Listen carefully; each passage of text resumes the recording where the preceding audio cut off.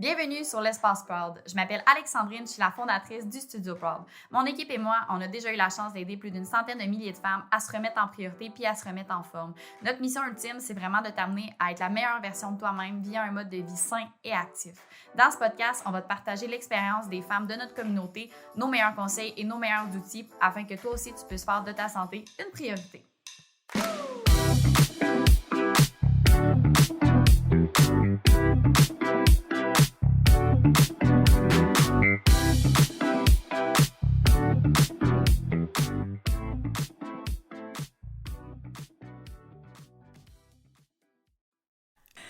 All good, c'est que bienvenue les girls dans le podcast Espace Proud. Aujourd'hui, je suis super contente de recevoir Karine Ruel. Hello! Hello! Tellement contente d'être là. Merci pour la belle invitation. Hey, ça me fait vraiment super plaisir. Fait que pour mettre en contexte, Karine, qui est une mentor d'affaires, qui a comme des antécédents, comme si c'était judiciaire, mais qui a un passé aussi un peu dans le domaine aussi, tu sais, un peu de l'entraînement, du bien-être aussi. Fait que dans le fond, elle est ici pour nous parler de son histoire, de c'est quoi son expertise aussi. C'est quelqu'un que je trouve vraiment super inspirante. Fait que je suis vraiment contente de vous la faire découvrir aujourd'hui. Fait que Karine, tu veux-tu nous parler un peu de ton histoire? Parce que je sais que tu as fait des études universitaires, tu as changé complètement, tu as fait un 360 dans ta vie. Fait qu'ultimement, tu viens de où? Écoute, j'en ai fait plusieurs des 360 dans ma vie.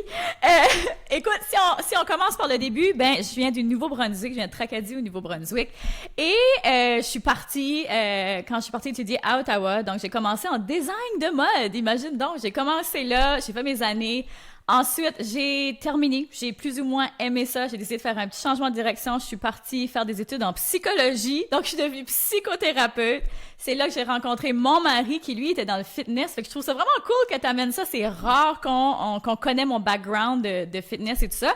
Donc, lui, il a parti une business en ligne qui s'appelait Muscle Cook dans le temps, qui est encore active. On a vendu la compagnie l'an dernier, mais il est toujours là. Fait que moi, j'ai embarqué avec lui et je suis devenue The Lean Kitchen Queen, les amis. Donc, j'ai fait ça pendant quelques années. Donc, je faisais des recettes fitness. Donc, j'avais un livre qui s'appelait Metabolic Cooking, où est-ce que je proposais vraiment un système pour aider les gens à perdre du poids. Et de fil en aiguille, tu sais, entre ça, on avait la business en ligne. Donc, moi, j'ai terminé mes études. Je suis retournée en bureau privé comme psychothérapeute. Puis ensuite, de là, j'ai réalisé que j'aimais vraiment ça, le monde en ligne, que je trouvais ça vraiment difficile d'échanger mon temps contre de l'argent. Donc, j'ai décidé de repartir en ligne. Et de fil en aiguille, vraiment, ma clientèle cible que j'attirais beaucoup, c'était des femmes qui en affaires, qui me posaient beaucoup comme « que toi, comment tu fais pour gérer tous ces business-là, tous ces chapeaux-là? » Donc, c'est comme ça que j'ai commencé. Puis, me voilà aujourd'hui avec l'Académie Altitude, où est-ce que je coach avec mon mari, again, un nouveau projet ensemble dans la francophonie, où est-ce qu'on aide les femmes à monter leur business. Nice, pretty nice. Puis justement, qu'est-ce qui t'a... Parce que je sais que, tu sais, avant de tomber un peu dans le domaine du fitness, t'as fait tes études justement en psycho. Tu sais, qu'est-ce qui a fait que t'as décidé d'aller vers le domaine de la psycho de base? C'est une longue histoire, ça. Écoute, quand j'ai terminé mes années en design de mode, mon petit copain de l'époque est décédé.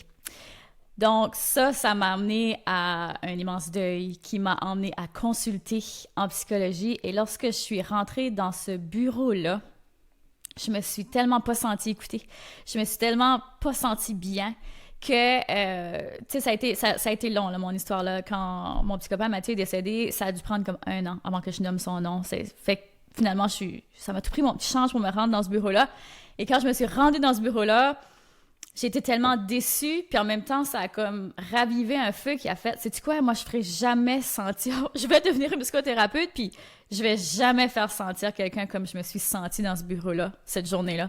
Fait que c'est ça qui m'a donné le feu, puis c'est comme ça que je suis partie étudier à nouveau en psychologie. En psycho. Wow, c'est une belle histoire. Pour être transparente avec toi, j'avais écouté aussi, j'ai écouté ton histoire complète, je pense que c'est sur un des podcasts, je me rappelle plus si c'était avec Dave ou solo, mais ça m'avait vraiment, vraiment touchée de voir un peu d'où tu venais, puis qu'est-ce qui t'avait amené aussi vers le domaine de la psycho. Puis concrètement, justement, tu sais, là, dans le fait, tu as fait plusieurs années en consultation, puis à un certain moment donné, tu sais, justement, le principe du travailleur autonome ou de quand t'es alone dans ta business, que tu échanges du temps contre de l'argent.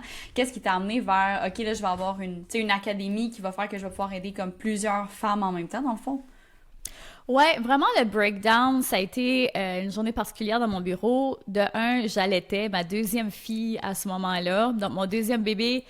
Et je me souviens du moment précis, je suis dans mon bureau, je suis en train d'allaiter. Ma mère vient me porter mon bébé, il fait froid parce que mon bureau est à l'extérieur de la maison. Ben là, ma petite arrive tout emmitouflée dans son petit costume de nounours. Puis là, je la regarde, tu sais, pendant que je l'allaite, puis je suis comme, mais qu'est-ce que je fais avec ma vie, là? Pour vrai, comme, j'en pouvais déjà plus d'être justement pris dans ce...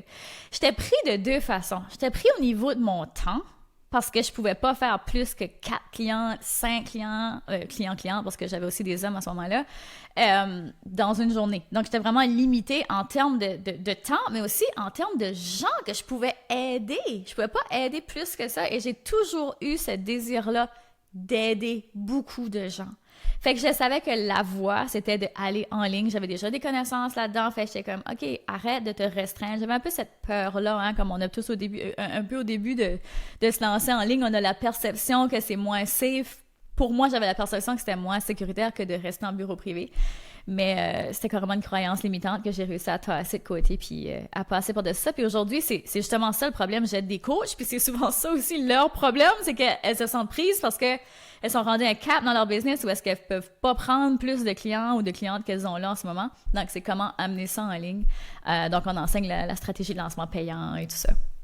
100%. Je pense que j'ai la perception aussi que, puis nous autres, on le voit beaucoup dans le domaine, tu sais, de l'entraînement, que c'est comme le présentiel vs le en ligne, c'est comme à la pandémie, puis là, c'est comme, on sait pas trop, puis tu sais, je pense que nous, tout ce qu'on fait, c'est vraiment un beau in-between entre les deux, de comme, plus malléable aussi, mais ultimement, j'ai la firme conviction que c'est pas nécessairement parce que t'as du one-on-one que t'es capable d'avoir un impact sur la personne, dans le sens où autant les choses de groupe que tu le passes sous forme de message. Dans le fond, le message que tu passes, que tu le formes sous forme de groupe ou individuel en bout de ligne, ça revient sensiblement au même. Puis j'imagine que tu as dû voir aussi beaucoup plus d'impact sur les femmes vs qu'est-ce que tu faisais en consultation en one-on-one ou par rapport à ce que tu donnes comme coaching de groupe.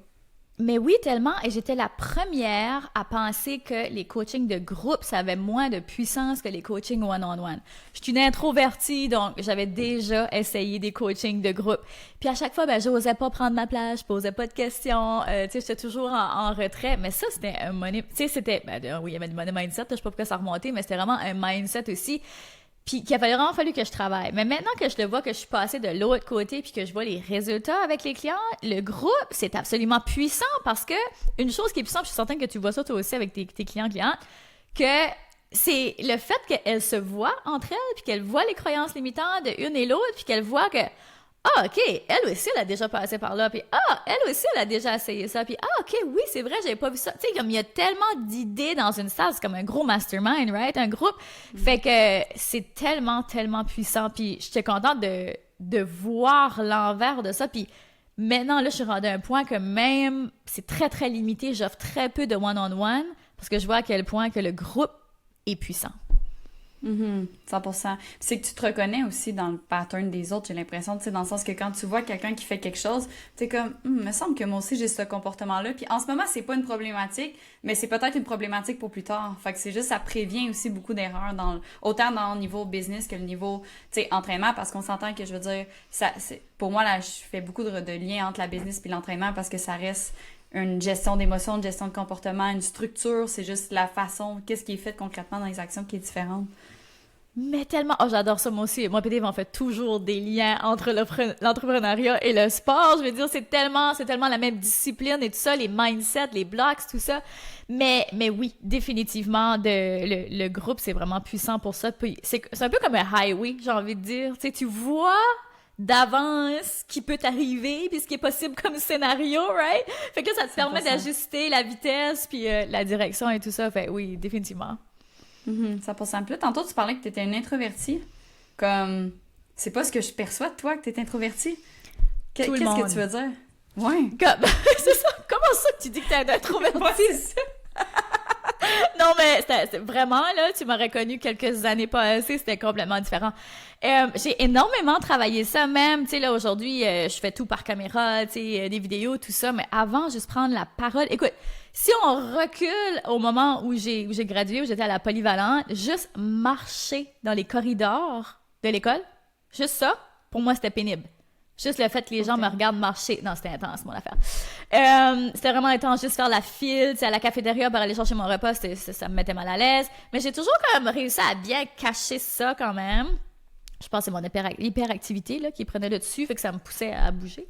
Mais j'ai dû fighter ça beaucoup, j'ai dû travailler ça beaucoup. Puis encore aujourd'hui, tu sais, dans les événements de groupe en présentiel, pour moi, c'est difficile. Fait que je trouve ça vraiment le fun, la business en ligne, parce que ça me permet vraiment une belle gestion de mon énergie. Fait que quand je dis que c'est introverti, c'est ça. Là, tu sais, on va dire que les introvertis, ils ont juste tant de jetons là, par jour qu'ils peuvent donner au niveau de leur énergie. C'est vraiment ça pour moi. Mais il y a une partie de moi aussi, au niveau des croyances limitantes, que j'ai décidé de me détacher de cette étiquette-là. Oui, je le sais que fondamentalement, je suis introvertie, mais j'ai décidé que ça allait pas me locker dans une personnalité parce que souvent, on a l'image de l'introvertie qui est repliée sur elle-même, qui parle pas, qui fait pas de bruit. J'ai juste décidé de travailler ça. Mhm. Puis qu'est-ce que tu as fait là? Je sais que ça doit être un parcours quand même assez complexe et faramineux parce que quand tu veux changer quelque chose qui fait partie de ton identité depuis des années, c'est pas juste comme ah ben j'ai fait 3-4 choses, j'ai écrit dans un cahier puis c'était comme c'était ça, c'était tout. Mais concrètement, mettons parce qu'on le voit beaucoup là, tu sais avec les femmes, autant le manque de confiance, le fait de s'affirmer, de parler, d'oser parler, juste oser poser une question des fois à la personne qui nous soit que ce soit un coach ou un mentor, c'est quelque chose de super confrontant. Tu sais, concrètement, pour un petit conseil, une petite astuce pour quelqu'un justement qui veut travailler puis sortir de sa coquille. Absolument. Puis écoute, moi, j'étais celle-là. Là. Lever ma main dans une classe, jamais. Justement, si j'allais dans des coachings de groupe, tu m'aurais pas entendu. Mais ça a été... La première chose, c'est d'en prendre conscience, de se demander qu'est-ce que tu veux vraiment. Est-ce que tu décides de croire ça? Est-ce que tu décides que tu veux rester là? Est-ce que tu décides d'utiliser ça comme excuse pour ne pas évoluer? Parce que moi, je l'utilisais comme excuse pour ne pas évoluer. Parce que c'est confortable de rester dans sa petite introvertinesse. Ça se dit pas, mais bon, c'est un nouveau mot que j'ai inventé. Mais tu sais, c'est confortable de rester là-dedans. Mais j'étais comme, non, comme si éventuellement je vais passer mon message à plus grand, ben je peux pas faire ça dans mon salon puis m'attendre à ce que les gens me trouvent ou viennent me chercher. Tu sais, il va falloir que je passe mon message out there, il va falloir que je fasse de la vidéo, il va falloir que je fasse de la conférence, il va falloir que je passe mon message. Fait que c'est toujours une question de choix. Qu'est-ce que je décide de choisir? Puis à partir de là, comment est-ce que je décide d'agir? Parce que la business, parce que c'est pas de la manifestation, on va se le dire. Il y a vraiment des actions qu'on doit mettre en place. Oui, il y a une part peut-être de manifestation, je suis d'accord, je crois beaucoup dans l'énergie, mais une grosse part d'action aussi. Je mets ton épisode sur pause pendant exactement 15 secondes pour te dire que ça nous fait un extrême plaisir de te partager l'expérience des filles du studio puis nos connaissances, en fait, nos meilleures astuces pour t'aider à être la meilleure version de toi-même. Si tu as vu de la valeur dans ce qu'on t'apporte dans le podcast, je te demande de nous mettre 5 étoiles sur Balados ainsi que sur Apple Podcasts. Ça nous aide énormément à faire connaître le podcast. Tu peux également le partager à une femme dans ton entourage. Merci! 100%.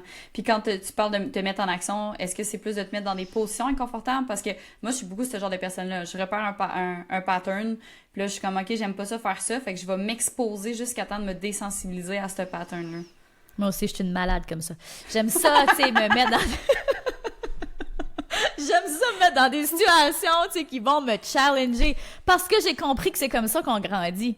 C'est comme ça qu'on devient la version next level qu'on veut être. C'est pas toujours en reproduisant les mêmes comportements puis en praying for the best. Là, on se croise les doigts puis on espère qu'on va un jour arriver à cette version-là qu'on souhaite être sans faire des choses qui nous challenge. Puis au début, j'avais de la difficulté. Puis comme je disais, je trouvais pas ça le fun. Mais c'est un message que je peux passer aujourd'hui aux gens qui nous écoutent, c'est de changer la relation avec la douleur. Pareil, justement pour l'entraînement. Tu sais, quand tu t'entraînes, au début, c'est inconfortable, t'as mal aux muscles, c'est comment, c'est pas le fun. Mais si tu passes pas ce cap-là, ça deviendra pas plus facile de faire, peu importe, que ce soit des squats, whatever, comme il va falloir que tu passes ce cap-là. Fait que si tu changes ta relation avec la douleur, avec ce qui est inconfortable, et là, maintenant, j'ai presque envie de dire que c'est amusant pour moi de me challenger puis de me mettre dans des conférences. Au début, c'était pas amusant, pantoute, là. Comme quand venait le temps de faire des conférences, là, je te dis, je vais être anxieuse comme une semaine avant. C'était ridicule. Puis j'attrapais toujours une grosse grippe ou comme, tu sais, je me rendais malade, là, physiquement. C'était n'importe quoi. Mais là, aujourd'hui, of course, je ressens encore ces émotions-là. Il y a encore une partie de moi qui devient anxieuse parce que on change pas qui on est fondamentalement. Mais maintenant, je suis comme, on y va. Comme t'as pas envie d'y aller, mais on y va parce que je sais que ça fait partie de ma grande mission, puis ça fait partie de la direction, puis où est-ce que je veux aller. So, de changer sa relation avec la douleur, c'est une des choses les plus puissantes quelqu'un peut faire pour atteindre son next level, dans peu importe. 100%, tout ce qui est inconfortable, s'il y a une intention ou un but à ça, c'est juste comme do it anyway. Puis au pire, puis c'est ça justement, moi c'est ce qui m'avait beaucoup aidé, j'avais déjà lu dans un livre, je me rappelle plus où exactement, qui avait dit tous les humains se renouvellent aux 100 ans.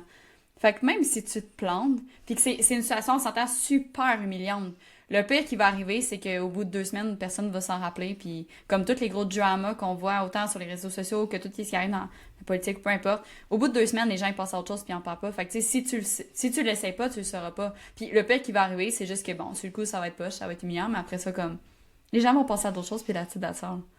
C'est donc vrai, ça. On se prend tellement au sérieux. On se prend tellement au sérieux, tu sais. Justement, on a juste une vie à vivre, puis j'ai lu une citation dernièrement, puis ça disait comme, tu sais, comme, dans le fond, arrête de niaiser, là, c'est ça que ça voulait dire en français, arrête de niaiser, puis dépêche-toi à vivre la vie que tu veux vraiment vivre, parce que là, tu passes plus de temps à vivre dans cette vie-là, médiocre, si on veut, versus dans la vie que tu veux vraiment vivre, juste parce que tu te restreins de faire, tu sais, ce que tu devrais faire, justement, de faire ces actions-là qui vont t'amener au next level. Fait que, ouais, définitivement, arrêtons de prendre au sérieux. Let's go. Fait que dans le fond, de ce que je comprends, là, pour un quick résumé, ça serait d'établir clairement, tu sais, c'est quoi ton intention, qu'est-ce que tu vas aller chercher, en fait, puis de juste passer à l'action. Juste comme, go get it, puis de t'exposer le plus possible aux situations qui peuvent... Ouais, puis c'est quoi ta grande vision? Où est-ce que tu t'en vas? Pourquoi tu le fais? Parce que juste avoir mal, mettre dans des situations inconfortables, juste, tu sais, il n'y a pas de but derrière ça, what's the point? Mais quand tu sais que c'est pour une raison, puis ça fait partie de l'aligner, puis où est-ce que tu veux aller, là, ça change tout.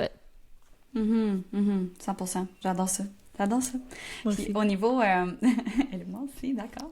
Puis au niveau de tout ce qui est plus concrètement, parce que, tu sais, là, on a parlé un peu plus de ce que tu faisais, tu sais, au niveau du psycho, tu sais, puis je pense qu'il y a beaucoup de gens qui sont pris un peu dans cette espèce de pattern-là de day-to-day, de 8 à 5, de comme go, go, go. Puis là, présentement, tu sais, tu fais du groupe. Comment t'as fait pour justement défaire un peu ces croyances limitantes-là, aller chercher, c'est toute cette espèce de liberté-là que t'es capable d'avoir à faire ton propre horaire, à comme justement te déconstruire un peu les croyances que on t'inculque quand t'es plus jeune, quand t'es adolescente, de comme tu vas à l'école, tu fais ton 8 à 5, ça a été quoi le shift un peu que t'as réussi à faire pour t'aider? Par rapport au nombre d'heures que je travaille, par rapport aux résultats désirés, genre? Ouais. Un peu, j'avais justement cette conversation-là avec une cliente juste avant toi. Parce qu'on est souvent dans la présomption, puis, tu sais, beaucoup au Canada, au Québec, au Nouveau-Brunswick, tu sais, on a souvent on a été inculqués par nos parents qu'il faut travailler fort pour faire de l'argent, puis que, tu sais, si mettons qu'on va arriver au cher 100 000, ben, on a l'impression qu'il va falloir qu'on travaille jour et nuit, tu sais. Quand dans la réalité, c'est tellement pas ça, puis qu'un 100 000 aujourd'hui, c'est beaucoup plus facile à faire qu'on pense. Mais c'est d'être conscient de ces croyances limitantes-là, puis de regarder autour de ça, puis de se dire, est-ce qu'il y en a d'autres qui réussissent sans se tuer au travail? Est-ce que ça se fait? Est-ce que c'est possible dans la réalité? Oui, OK. Puis quand on commence à mettre ça sur papier, vraiment réalistement, OK, ça c'est mon but. Mettons qu'on prend 100 000 ou 10 000 par mois. OK, ben, comment ça me prend de clients pour y arriver? Fait que des fois, c'est même pas en termes d'heures. Les gens, faut arrêter de penser en termes d'heures. C'est beaucoup ça, la grosse croyance limitante à déconstruire au début, parce que les gens font beaucoup de one-on-one au début. Mais c'est comme un coup que t'as cassé ça, puis tu charges à la transformation versus au nombre d'heures que tu mets. Dans le fond, c'est ça que les gens veulent. Les gens, ils s'en foutent si ça va prendre 10 heures ou 8 heures pour arriver où est-ce qu'ils veulent aller. Eux autres, ils sont comme, amène-moi là. Comme je veux pas nécessairement... Tu sais, à la limite, ils veulent même pas savoir comment tu vas faire pour les amener là. C'est juste, amène-moi là. Puis le plus vite, puis je pense que le plus que tu as maîtrisé ton expertise, le plus vite tu peux amener ton client là. Fait que c'est plus de dire, mettons, je vais arriver à un résultat, c'est bien plus attrayant de faire 6 mois pour arriver à quelque part versus 2 semaines. OK, j'exagère, là, j'ai pas des grosses disparités entre les deux, mais tu sais, tout ça pour dire, c'est comme, on s'en fout un peu de ce qu'il y a entre les deux, c'est comme, bring me there. Est-ce que ça répond bien à ça? Je suis pas certaine. Ouais, 100%. 100%, puis c'est exactement le même parallèle qu'on fait avec le gym, parce que dans le sens que peu importe, c'est pas nécessairement en travaillant plus fort que tu vas avoir plus de résultats. Des fois, c'est d'en faire moins, mais de mieux faire ce que tu fais déjà. Dans le sens que, tu sais, as-tu besoin de t'entraîner plus ou t'as besoin de t'entraîner plus fort ou t'entraîner plus intelligemment? Ben, c'est un peu le même principe. Moi, j'adore les parallèles entre la business et l'entraînement. C'est parce que je trouve vraiment que c'est relié, parce que c'est un standard de performance. Fait que tu performes dans la business ou que tu performes dans ton sport, ça revient un peu à même la même option. Puis c'est exactement la même chose dans tous les services de coaching, dans le sens que si je mets 20 heures à, par exemple, mettons qu'on prend de te faire gagner 20 livres de masse musculaire ou à te faire perdre 20 livres de gras, en bout de ligne, c'est le 20 livres qui est important. Fait que si je mets 1 heure, mais que tous mes outils sont déjà construits, sont super ciblés, puis toi, tu as besoin de travailler moins fort, fait que ton processus est plus facile, mais que en plus, pour moi, ça me demande moins de temps, fait que je peux passer plus de temps à justement passer mon message, à faire autre chose, mais en bout de ligne, tout le monde y est gagnant parce que tu as plus de valeur perçue aussi. Mais tellement! Tu sais, dans la vie d'aujourd'hui, on est tous occupés. Fait que moi, que ce soit, par exemple, si je me mets dans la peau d'un client, puis même quand moi j'achète du coaching, des choses comme ça, ben le moins de temps que je vais avoir à investir pour le maximum de résultats, c'est ça que je veux. Puis c'est pareil pour tout le monde, right? Mais il faut quand même être réaliste puis se dire, il n'y a rien qui arrive en claquant des doigts. Puis on le sait que dans le domaine du coaching, peu importe le domaine, si ton client ne fait pas les répétitions, right? Il arrivera pas au résultat, tu sais. C'est la même chose dans tout. 100%. Puis quand tu parlais justement du coaching, présentement, ton volet, tu sais, bien-être, activité physique, qu'est-ce que ça occupe comme place dans ta vie comme entrepreneur? Parce que Dieu sait que tu dois être pas mal occupé dans tes semaines aussi, là. Ouais, ça a toujours occupé une place immense. Parce que pour moi, c'est moi qui amène ma business au next level. Fait que c'est clair que j'ai toujours été sportive, depuis toujours. Ça fait partie de qui je suis. Donc, c'est des priorités que c'est certain qu'avec la maternité, des fois, c'est pas toujours facile.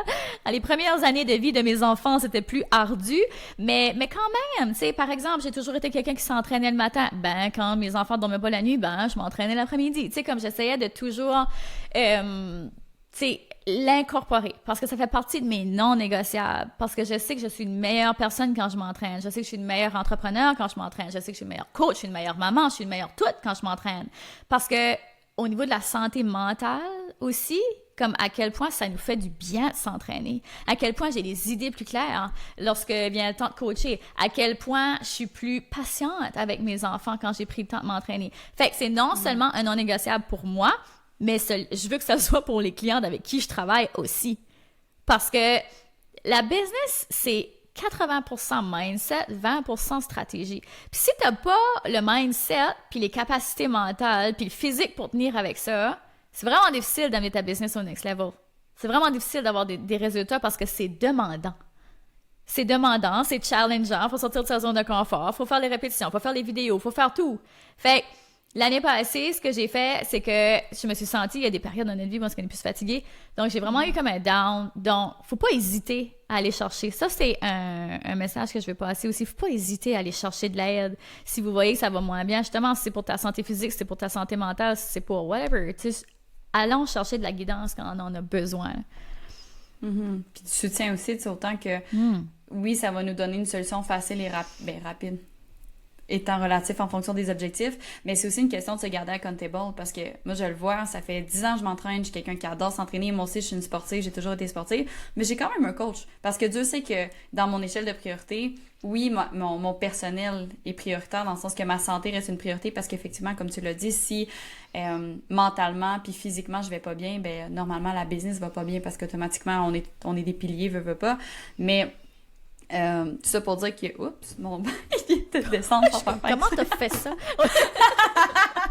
C'est incroyable, c'est comme si j'avais disparu. Oui, c'est ça. Les effets spéciaux. Ouais, c'est ça, les effets spéciaux. Hey, vous êtes forts, ces effets spéciaux chez vous. mais bref, mais ça prend quelqu'un pour te garder accountable parce que dans les moments où justement ton échelle, moi, des fois ça m'arrive, là, puis je m'en rends compte que je me bullshit à moi-même dans le sens que je me dis je m'entraînerai pas aujourd'hui, tu sais, je vais finir telle petite chose, je vais m'entraîner demain, puis je suis comme non, je suis dans le domaine d'entraînement, comme c'est ma priorité, puis je sais que si mon coach il serait pas là pour tout le temps regarder voir si j'ai fait mes trainings juste pour me tu sais, juste avoir un petit oiseau dessus qui regarde concrètement est-ce que j'ai vraiment tout fait, puis je sais que c'est dans une intention qui est super positive pour mon bien-être, mais concrètement si je le fais pas, je le vois les impacts sur autant la business, sur la relation aussi avec mon équipe, tu sais, que je suis moins là, j'ai moins d'énergie, je suis plus négative, ça a tellement un gros impact que ça devient vraiment un non négociable. Puis concrètement, moi, j'ai pas eu la chance encore d'avoir des enfants, c'est dans les projets futurs. Comment tu gères, mettons, parce que nous, on a beaucoup de mamans. Fait que, tu sais, pour toutes les mamans qui nous écoutent, le fait d'être une femme de carrière, puis de réussir à bouger, puis d'avoir la gestion familiale au travers, comment tu gères ça? C'est vraiment des Wonder Woman. Ben écoute, tous les jours, j'ai pas toujours comme je me sens pas toujours Wonder Woman à tous les jours, tu sais. On est tous humaines aussi, mais je pense que je réussis à bien gérer tous les chapeaux parce que j'ai des limites, parce que j'ai une discipline. Puis c'est ça qui m'aide, pour vrai. Quand je parle de, tu sais, si je peux donner des trucs, là, moi, les bases qui me tiennent justement alignée avec tout ça. Puis de un, c'était ma grande vision, toujours. Tu sais, moi, j'ai jamais voulu que mes enfants soient une excuse pour me retenir dans mes grands projets. Tu sais, combien de gens vont dire, puis ici, je veux pas shamer personne ou faire sentir personne mal, mais souvent, puis des fois, les personnes réalisent même pas, mais souvent, on va entendre des mamans qui vont dire, ouais, mais moi, je peux pas, j'ai des enfants. Ouais, mais moi, je peux pas faire ça parce que j'ai des enfants. Tu sais, je peux pas m'entraîner, j'ai des enfants. T'as dû l'entendre souvent. Il n'y a rien qui t'empêche de t'entraîner à la maison. Il y a des façons de faire, OK? Je comprends, par exemple, il faut quand même être réaliste quand on a des petits bébés qui ne dorment pas de la nuit, on ne peut pas demander à quelqu'un de faire un entraînement à 5 heures le matin. Tu sais, des fois, je leur dis capote pas, là. Mais reste que, il y a des choses qui sont totalement faisables. Puis si c'est une priorité pour toi, puis que tu le vois dans ta grande vision, comme par exemple, moi, je le sais, que je suis plus patient quand j'ai pris le temps de m'entraîner, quand j'ai pris du temps pour moi, j'ai pris le temps de me nourrir avant d'être capable de donner aux autres. Fait je l'ai vu, je l'ai expériencé parce que j'ai eu 2 grossesses, puis mes grossesses sont alitées, moi, fait que quand j'avais ma deuxième, j'en avais une première de 4 ans, puis là, j'étais alitée, je voyais la différence là, dans mon énergie, dans ma capacité, tu sais, ben là, c'est sûr qu'en plus, j'avais une condition, là, si on veut. Mais reste qu'il y a quand même un autre niveau d'énergie. Puis moi, je veux être la maman qui joue avec ses enfants, ses petits-enfants jusqu'à 70 ans passés. Tu sais, je veux avoir de l'énergie. Fait je sais que pour avoir de l'énergie, pour créer de l'énergie, il faut bouger. C'est ça, je sais cette relation-là. Fait tout ce qui est prendre soin de mon corps, prendre soin de ma santé mentale aussi, donc journaler, gratitude, refléter, méditer, juste marcher, des fois danser, whatever, qui fait du bien à mon mental, ça pour moi c'est super important et c'est au quotidien. Quand je parle de discipline, ça se passe au quotidien, c'est mes non négociables.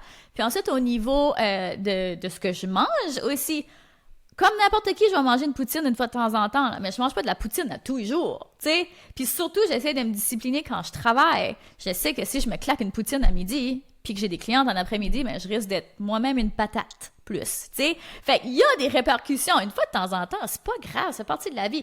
Mais tout est une question de balance, de discipline, puis de momentum.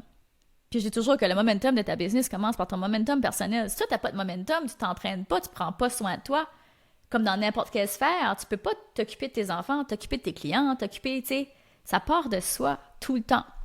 Fait que non, moi, c'est ça que je te dirais qui est mes 3 non négociables tout le temps. Prendre soin. Donc, ce que je fais concrètement, je fais pas des super de gros entraînements. Là, je fais 3 entraînements intenses par semaine, puis le reste, c'est plus des entraînements comme de la marche. Des fois, je fais mon 7-minute workout, puis c'est comme mon petit entraînement, whatever, tant que j'ai bougé. Des fois, ça va être avec les enfants.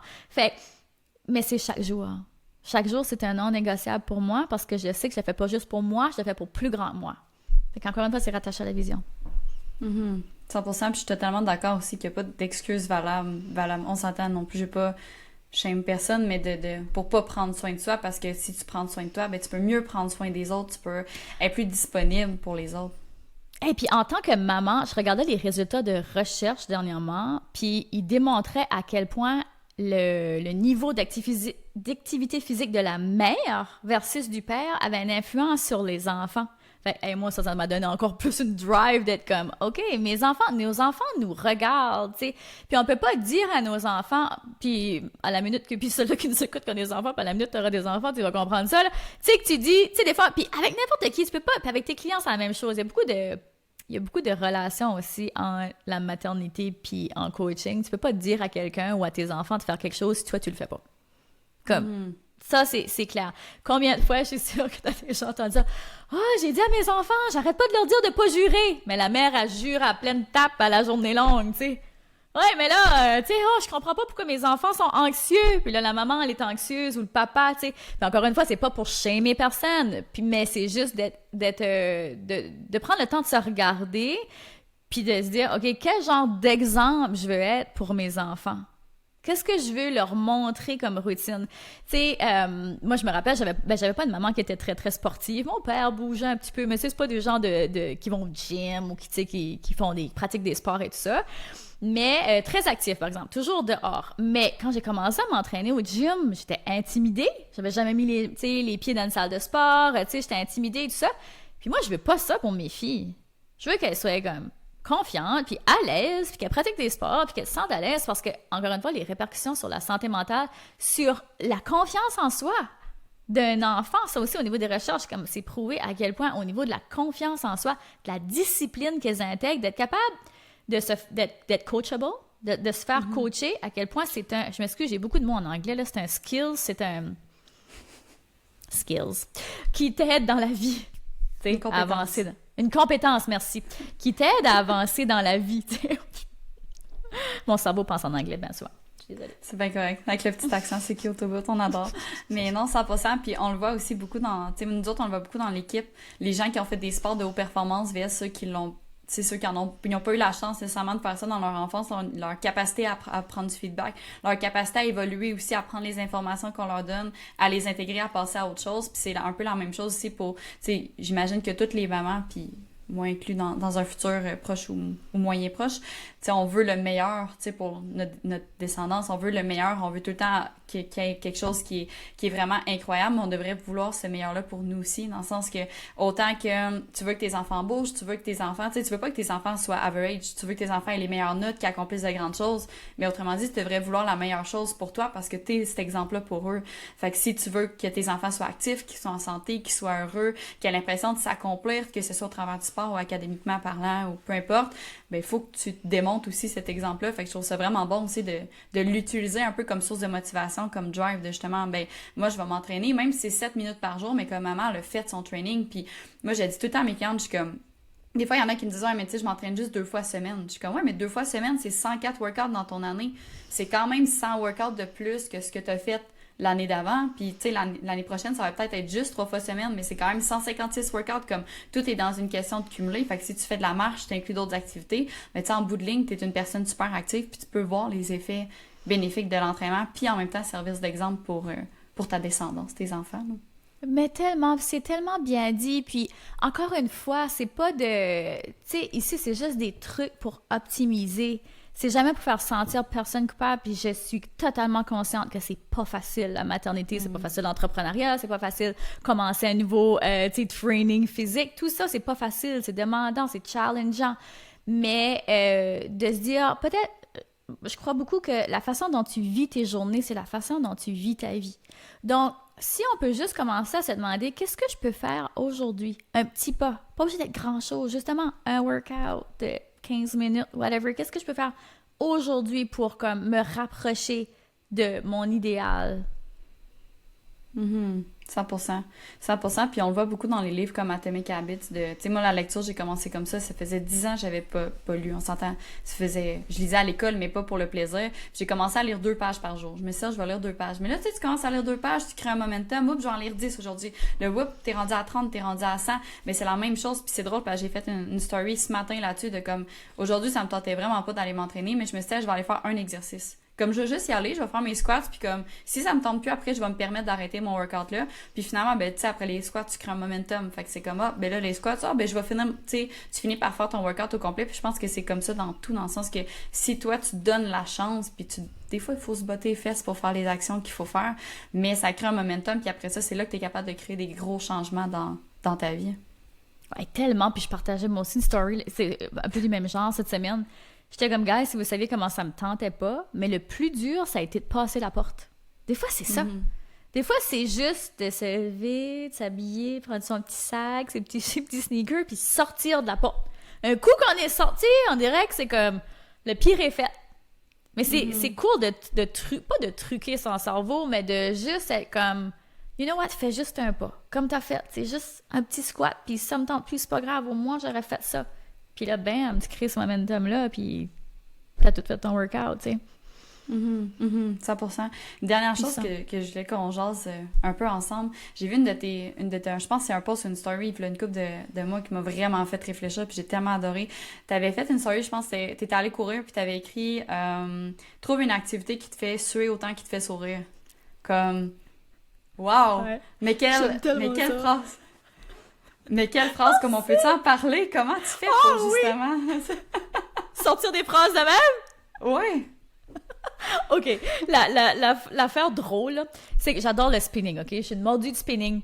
Puis à toutes les fois que je fais du spinning, j'ai le smile fendu jusqu'aux oreilles. Puis à chaque fois, je suis comme, arrête de smiler, la professeure va croire que tu ris d'hier, comme ça, j'essaie de pas smiler. Puis j'ai tout le temps chaud, tu sais. Fait que, justement, en faisant... parce que mon cerveau, là, pendant que je m'entraîne, là, c'est là qu'il est le plus hyperactif, hein. Je suis comme, oh, je vais poster ça, je vais faire ceci comme idée. Tu sais, fait qu'il y a toujours plein de choses. Fait que souvent, quand je sors de mes entraînements ou quand je vais courir, tu sais, j'ai toujours mon téléphone avec moi puis j'écris des notes.